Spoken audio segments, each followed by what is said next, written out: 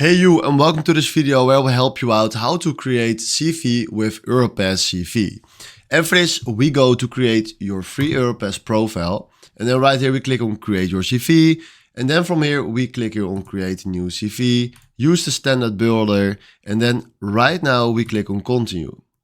Then he will bring us on this page. And first of all, we need to fill in all the stars to continue. So we will do this real quick.